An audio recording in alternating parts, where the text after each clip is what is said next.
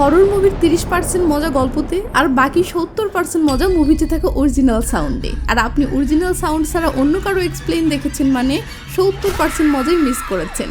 তো চলুন মুভির 100% মজা নিতে অরিজিনাল সাউন্ড সহ প্রেজেন্ট।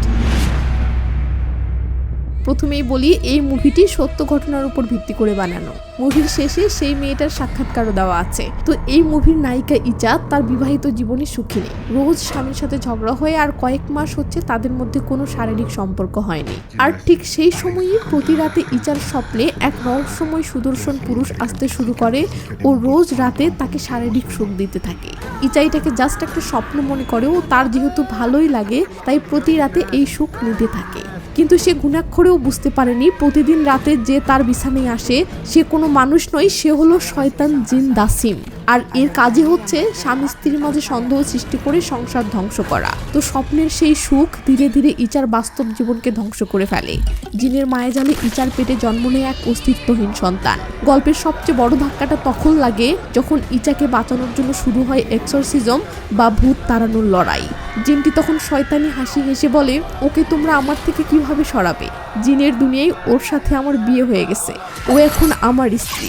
তখন নিজের আত্মাকে বাঁচাতে শুরু হয় দুই দুনিয়া জুড়ে ইচার এক ভয়ঙ্কর লড়াই। এখন প্রশ্ন হলো, ইচা কি পারবে জিনের এই অভিশাপ থেকে নিজেকে মুক্ত করতে, নাকি চিরকালের জন্য তাকে শয়তানের বধূ হয়ে থাকতে হবে?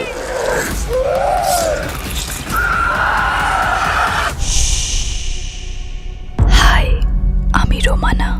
আপনারা আছেন হরর উইথ রোমানাতে। তো মুভির শুরুতেই মুভির নায়িকা ইচা বলে, একদিন আমি ঘুমের মধ্যে একটা স্বপ্ন দেখেছিলাম, সেখানে অনেক বড় একটা বাড়ি দেখতে পাই। হঠাৎ একটা ছেলে আমার কাছে আসে। ছেলেটি দেখতে অনেক হ্যান্ডসাম। আমাদের মধ্যে কোনো কথা হয়নি, শুধু একে অপরের দিকে তাকিয়েছিলাম। হঠাৎ করে সে আমাকে তার সাথে শারীরিক সম্পর্ক করার কথা বলল। তো এরপর দেখি ইচা সেই বিশাল বাড়ির ভেতরে ঢুকতেছে। তখন রহস্যজনকভাবে সেই ছেলেটাকে দেখতে পাই, সেই ইচার দিকেই আসতেছে। এদিকে ইচা সেখানে অনেকগুলো জুঁই ফুল দেখে খুশি হয়ে সেগুলোর স্মেল নিতে যায়। তখনই সেই ছেলেটিও সেখানে চলে আসে। আর এরপর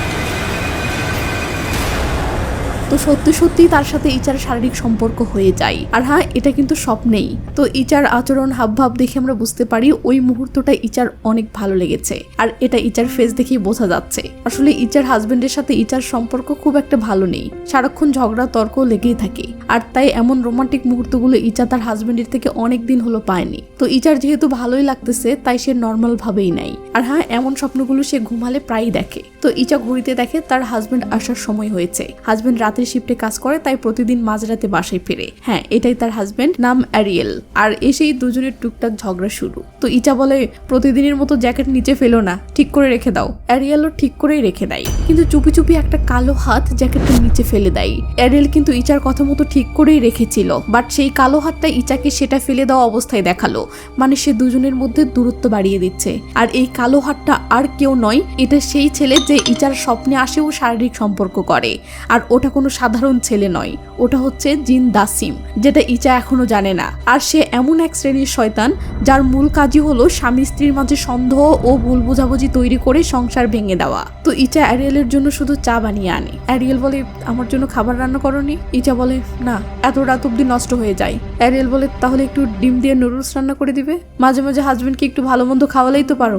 ইচাও রাগ করে বলে, বউয়ের কথা ভেবে তুমিও একটু তাড়াতাড়ি আসলেই তো পারো, প্রতিদিন তোমার জন্য এই সময়ে আমাকে উঠতে হয়। অ্যারিয়েল আর কোনো কিছু না বলে রাগ করে রুমে চলে যায়। সকালে ইচা নাস্তায় শুধু পাস্তা বানাই ও একটু খেয়ে দুজনের মধ্যে কোনো কথা নেই, কাজে চলে যায়। তো ইচা কাজ করতেছে, হঠাৎ কি যেন একটা তার কাছে আসার অনুভূতি হয়। একটু পরে দুম করে এই আন্টিটি চলে আসে। আন্টির নাম হচ্ছে লিজান্ডা। আর সে আন্টি হলেও ইচার সঙ্গে অনেক ভালো সম্পর্ক। লিজান্ডা বলে, এমন করে চমকে উঠলে জানো তুমি ভূত দেখলে। তুমি কি আবার তোমার বড়ের সাথে ঝগড়া করেছো?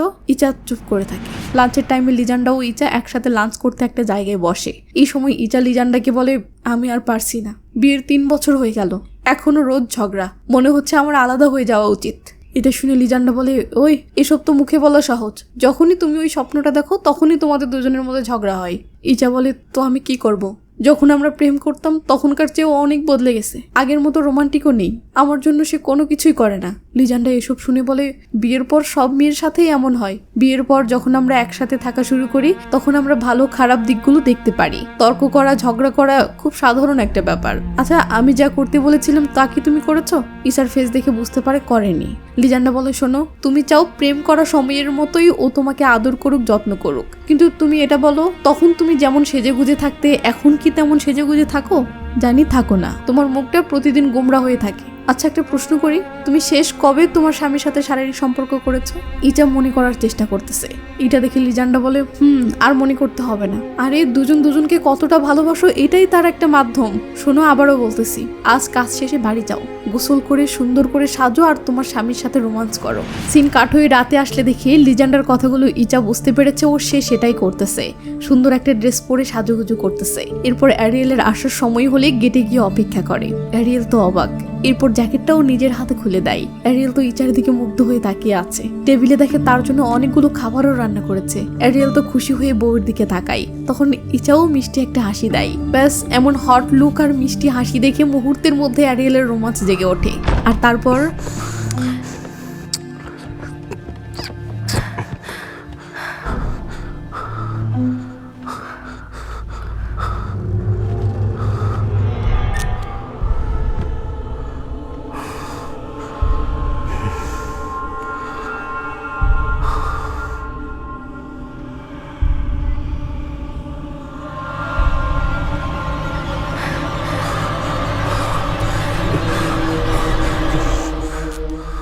তো এই সময়ও তাদের মধ্যে দাসিম জিন ঢুকে পড়েও সে ইচাকে শারীরিক সুখ দিতে থাকে। তো এরপর ইচা রাতে ঘুমালে আবার কিছু আজব স্বপ্ন দেখে। সে দেখে সে ওই বাড়িটাতে এমন রোমান্টিক ভাবে শুয়ে আছে যেন সে তার স্ত্রী।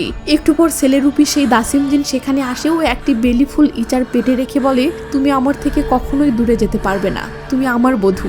ইচা দুম করে উঠে বসে ও এখান থেকে বের হওয়ার জন্য দরজাটা খোলার চেষ্টা করে।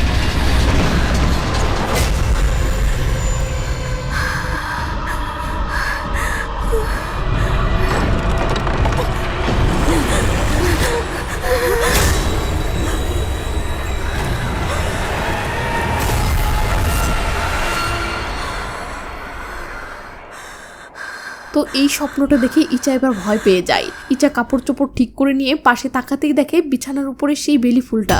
ইচা অবাক হয়ে ফুলটা দেখতে থাকে, এটা বাস্তবে কি করে আসলো। এদিকে অ্যারিয়েল বউয়ের উপরে এতটা খুশি হয়েছে যে ইচা না উঠতেই খুব সকালে উঠে ইচার পছন্দের সব খাবার রান্না করেছে। ইচাও খুশি হয়ে বলে, অ্যারিয়েল তুমি সকাল সকাল উঠে আমার জন্য এতগুলো রান্না করেছো? ইচা মুখে দিয়ে বলে, অনেক টেস্টি হয়েছে। অ্যারিয়েল ভালোবেসে ইচার হাতটা ধরে বলে, ইচা আমি তোমার কাছে ক্ষমা চাচ্ছি, আমি এইমাত্র বুঝতে পারছি ছোটখাটো বিষয়ের জন্য আমি অনেক কিছু হারাচ্ছি।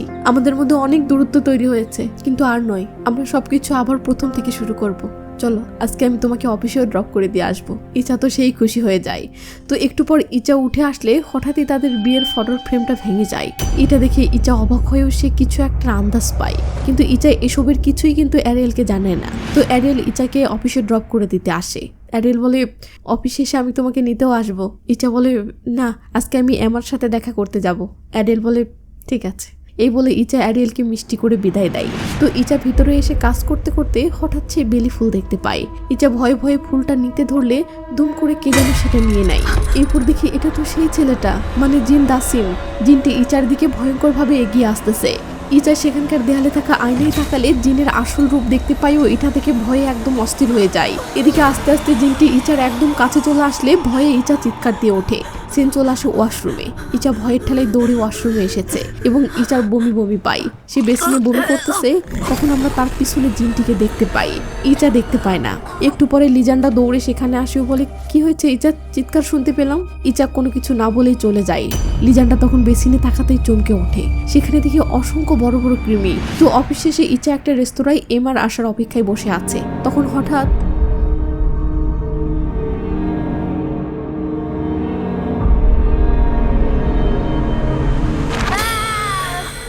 माफ करना, जरा देर हो गई मुझे। তো এটাই হচ্ছে এমা, ইচার ছোটবেলার বন্ধু এবং একই গ্রামের।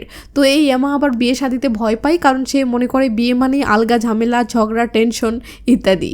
ইচাকে বলে তোর কাছে কি মনে হয়? হ্যাঁ, ইচা বলে সব সম্পর্কেই ঝগড়া থাকবেই, তবে এমনও কিছু মুহূর্ত থাকে যা অনেক ভালো লাগে। ভালো লাগার মানুষের পাশে ঘুমানো, একসঙ্গে ঘুম থেকে ওঠা, এসব অন্যরকম একটা অনুভূতি দেয়। আচ্ছা এসব থাক, তুই তো বাসায় গিয়েছিলি, তো বল বাবা মা কেমন আছে? ইমা বলে ওরা ভালোই আছে, তবে ওরা আমাকে বললো যে তুই কবে তাদেরকে নাতি নাতনির মুখ দেখাবি। ইচা বলে দোয়া কর উপরওয়ালা যেন খুব শীঘ্রই দেয়। বলতে বলতে ইচার শরীরটা খারাপ হয়ে যায়। এমা বলে অ্যারিয়েলকে বল ওষুধ আনতে। তো ইচা অ্যারিয়েলকে মেসেজ করে ওষুধ আনতে বলে। অ্যারিয়েল মেসেজটা দেখে ওষুধ আনতে বের হয়। হঠাৎ দেখে সামনে দিয়ে ইচা কোথায় জানি যাচ্ছে। অ্যারিয়েল ইচা ইচা বলে ডাকতে ডাকতে পিছন পিছন যায়, কিন্তু দেখে আর কোথাও নেই।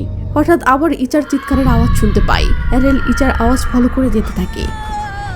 এচা এচা এচা এচা এচা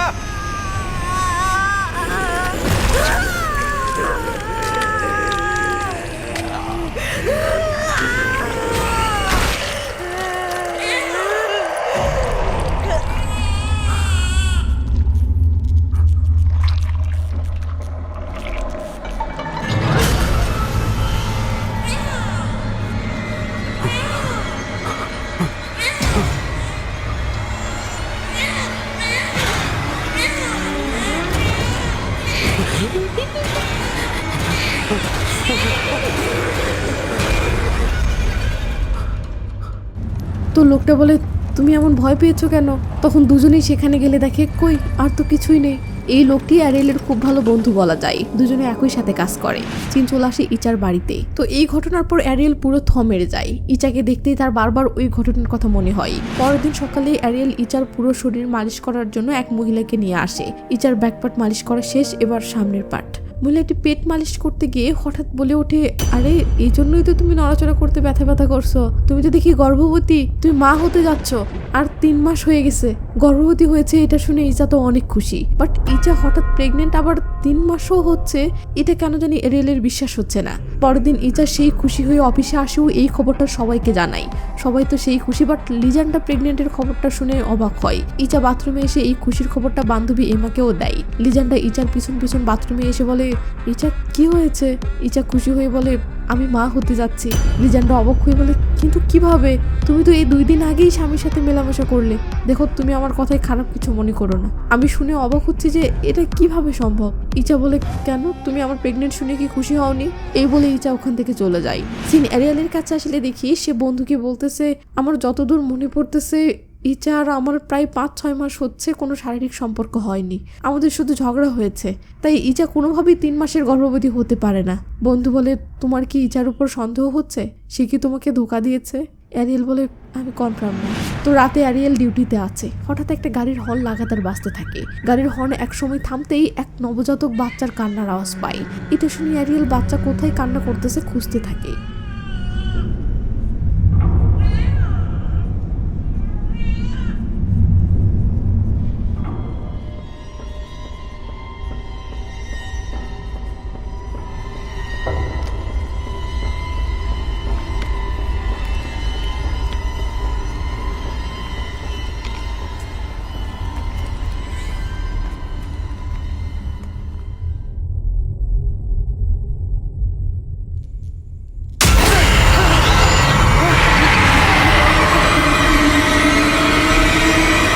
রাতে বাসায় ফিরে অ্যারিয়েল ইচার ফোনটা নিয়ে ঘাঁটতে থাকে ও ইচার বিভিন্ন বন্ধুদের নিয়ে বিভিন্ন প্রশ্ন করতে থাকে। ইচা রেগে মেগে বলে তুমি কি আমাকে অবিশ্বাস করছো?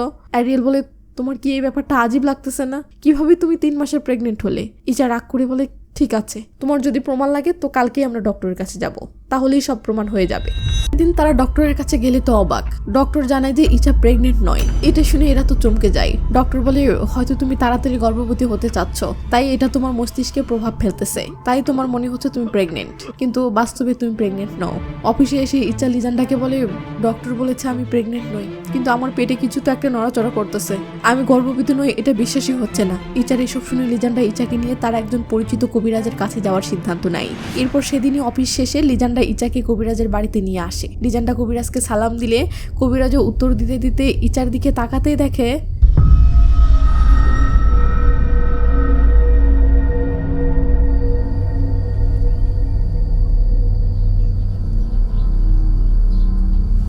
তো কবিরাজ ব্যাপারটা না বলে হাসি দিয়ে তাদেরকে ভিতরে আসতে বলে। ভিতরে এসে বসলে কবিরাজ বলে, আমাদের সবার উচিত আগে ইবাদত করা। ইবাদত আমাদের শারীরিক ও মানসিকভাবে ঢাল হয়ে ওঠে, যা দৃশ্যমান এবং অদৃশ্য উভয় ক্ষেত্রেই কাজ করে। ইচাকে বলে, সব কাজের আগে তুমি দোয়া পড়বে, খেতে যাওয়ার আগে, জামা কাপড় পরার আগে, ঘুমাতে যাওয়ার আগে। লিজান্ডা বলে, ইচা আমি তোমাকে বলেছিলাম না ঘুমানোর আগে দোয়া পড়তে, কারণ তুমি অদ্ভুত স্বপ্ন দেখো।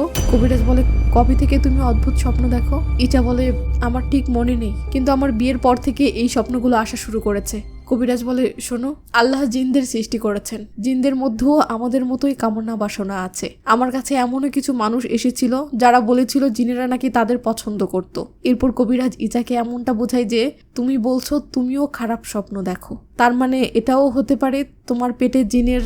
এটা বলতেই ইচা রাগ করে বলে, আমার প্রেগনেন্সির সাথে আমার স্বপ্নের কোনো সম্পর্ক নেই। লিজান্ডা বলে, কিন্তু ডক্টর বলেছে তুমি প্রেগনেন্ট নও, তাই না?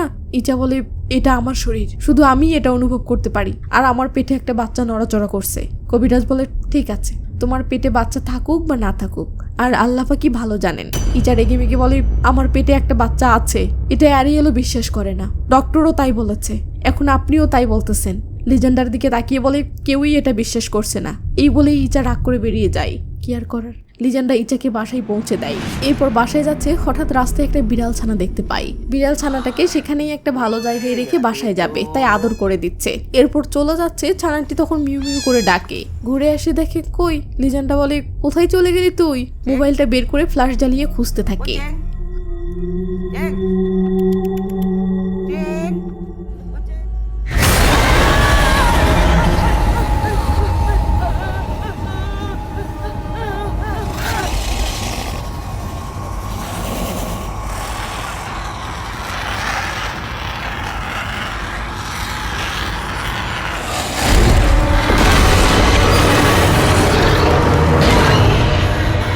তখন দেখি ইচা এই সেম স্বপ্নটা দেখে চমকে উঠেছে। ইচা আর এক সেকেন্ডও দেরি না করে পাগলের মতো ওই জায়গাতে যেতে থাকে। তখন দেখি জিনটি লিজেন্ডার এত খারাপ অবস্থা করেছে যে দেখার মতো নেই। ইচার কাছের এক ফ্রেন্ডের এই অবস্থা দেখে হাউমাউ করে কাঁদতে থাকে। সে যে স্বপ্ন দেখেছে বাস্তবেও সেটাই ঘটেছে। অ্যারিয়েল ইচাকে সান্ত্বনা দেওয়ার চেষ্টা করে, তো কাঁদতে কাঁদতে হঠাৎ ইচা খেয়াল করে তার পেটটা হঠাৎ করে বড় হয়ে গেল। এটা দেখে অ্যারিয়েলও তো অবাক। বাসায় এসে ইচা এবার তার স্বপ্নের কথাটা অ্যারিয়েলকে জানাই। ইচা বলে, প্রথমে আমি ভেবেছিলাম এটা শুধুই একটা স্বপ্ন, এতে কোনো সমস্যা হবে না। আমি ভুলেও ভাবিনি যে স্বপ্নও সত্যিই হতে পারে। লিজেন্ডার মৃত্যুর স্বপ্নটাও আমি দেখেছিলাম, আর ওটা বাস্তবে ঘটেছে। সবকিছু আমার কারণেই হচ্ছে, আমার কারণেই লিজেন্ডা মারা গেল। অ্যারিয়েল, আমার তোমার সাহায্য দরকার, আমি এসব ঠিক করতে চাই। পরের দিন দেখি ইচা এবার নিজের থেকেই অ্যারিয়েল ও এমাকে নিয়ে সেই কবিরাজের বাসায় এসেছে। কবিরাজ দোয়া কালাম পড়ে ইচার ভিতরের জিনকে ডাকতে থাকে, আর একসময় জিনটি হাজির হয়। এসেই ভয়ঙ্কর ভাবে বলে, আমার বিবিকে বিরক্ত করার সাহস তোমার কিভাবে হলো? কবিরাজ বলে, সে তোমার বিবি নয়, সে অন্য কারো বিবি, ওর শরীর থেকে বেরিয়ে যাও। জিনটি বলে, না, এই নারীর ইচ্ছা কেবল আমিই পূরণ করতে পারি। এটা শুনে কবিরাজ আবার জিনটিকে তাড়ানোর জন্য দোয়া পড়তে শুরু করে। قل هو الله أحد الله الصمد لم يلد ولم يولد ولم يكن له كفوا أحد بسم الله الرحمن الرحيم قل أعوذ برب الفلق من شر ما خلق ومن شر غاسق إذا وقب ومن شر النفاثات في العقد ومن شر حاسد إذا حسد الناس مالك الناس إله الناس من شر وسواس الخناس الذي يوسوس في صدور الناس من الجنة والناس بسم الله الله أكبر. Kasih dia minum.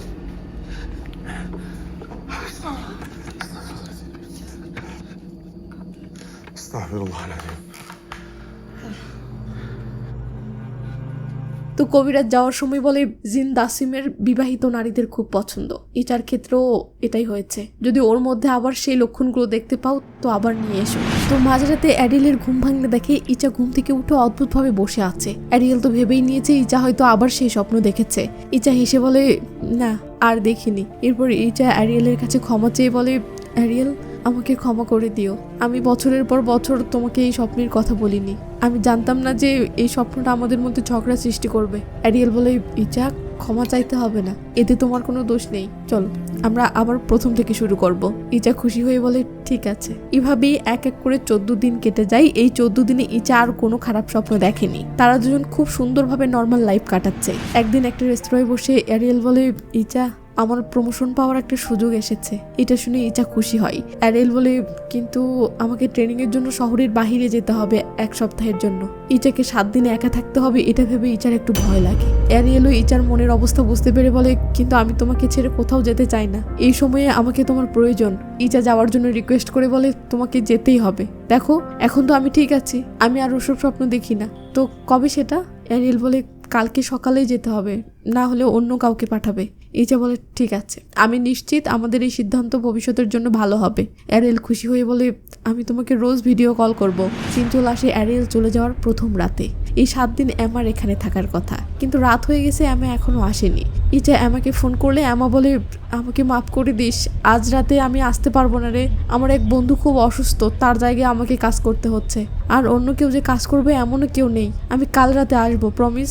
আজ রাত একা থাকতে হবে এটা ভেবে ইচা টেনশনে পড়ে যায়। টিভিটা চালু রেখে সেখানেই বসে থাকতে থাকতে ঘুম ধরতেছে। এমন সময় বাহিরে কিসের যেন আওয়াজ হয় আর ইচা চমকে ওঠে। বাহিরে এসে দেখে অ্যারিয়েলের জ্যাকেটটা পরে আছে। সেটা উঠাতে গিয়ে একটা চিরকুট পাই। এটা আসলে কবিরাজ ইচাকে রোজ রাতে ঘুমানোর আগে এটা পরার জন্য অ্যারিয়েলকে দিয়েছিল, কিন্তু অ্যারিয়েল দিতে ভুলে গিয়েছে। ইচা অজান্তেই আজকে এটা পরে রেখে দেয়। এরপর আবার গিয়ে বসে থেকে টিভি দেখতে দেখতে ঘুমিয়ে পড়ে। এরপর ঘুম ভাঙলে দেখে একদম সকাল হয়েছে। রাতে সে কোনো কিছু দেখেনি, এটা ভেবে তো সে অনেক খুশি। প্রথম রাত তো ভালোই গেল, এবার দ্বিতীয় রাত। ইচা অফিসে এসেছে। হঠাৎ একটা মেয়ে দুম করে বসে পড়ে। ইচা মেয়েটাকে ডাকতে গেলে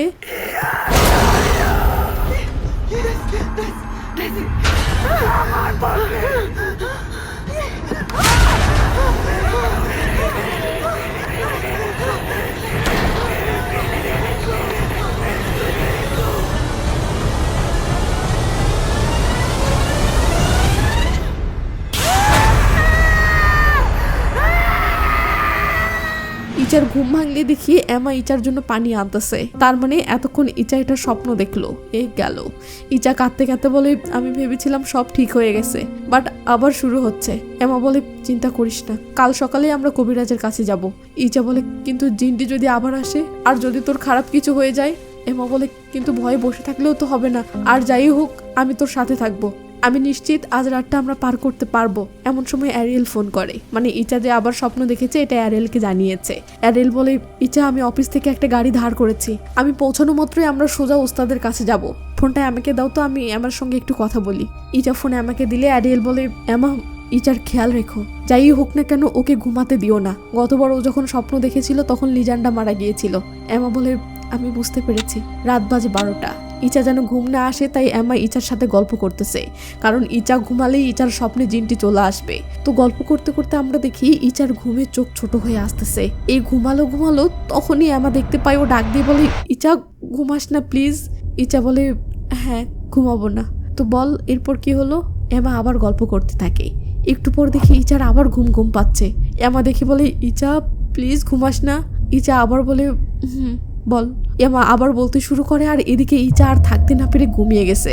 এমা ইচার আর কোনো জবাব না পেয়ে লাফ দিয়ে উঠে ডাকতে থাকে, বাট ততক্ষণে ইচার স্বপ্নে জিন চলে এসেছে, তাই আর শুনতেছে না।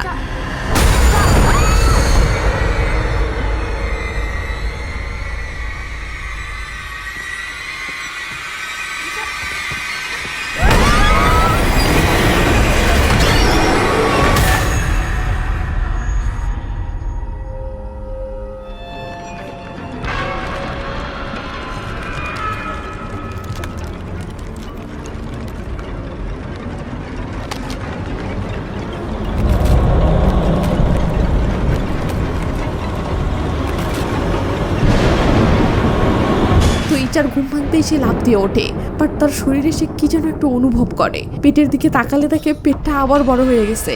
ইচার কান্না চলে আসে, ও রাগে ক্ষোভে 2 হাতে পেটে চড় থাপ্পড় মারতে থাকে।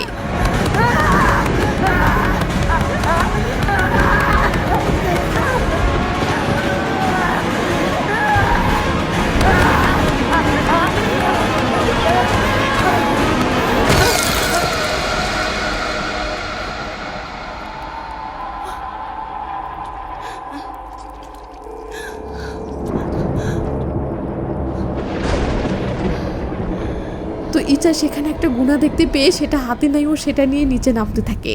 এটা দিয়ে সে যে কি করতে চাচ্ছে আল্লাহ মালুম।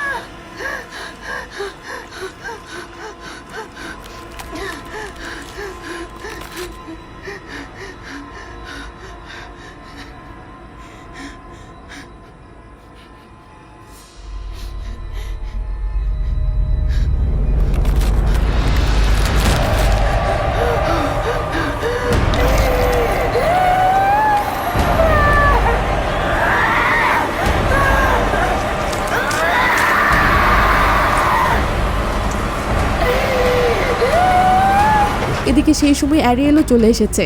ইচার আওয়াজ শুনে বাথরুমে আসতে দেখে ইচার এই অবস্থা ও সে জ্ঞান হারিয়ে পড়ে আছে। অ্যারিয়েল এমা এমা বলে জোরে জোরে ডাকতে থাকলে এমারও জ্ঞান ফেরে। রাতেই তারা ইচাকে নিয়ে কবিরাজের বাসাতে আসে।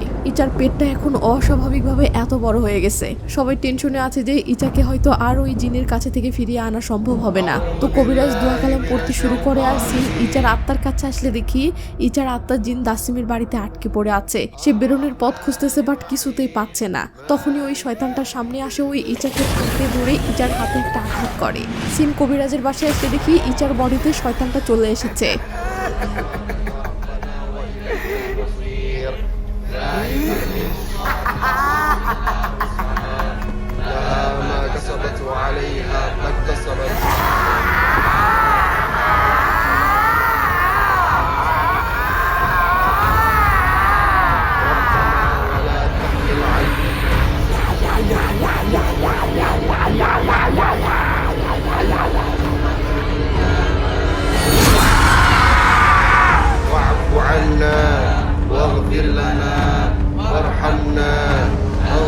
তো মনে হলো শয়তানটা চলে গেছে, কিন্তু না, একটু পরেই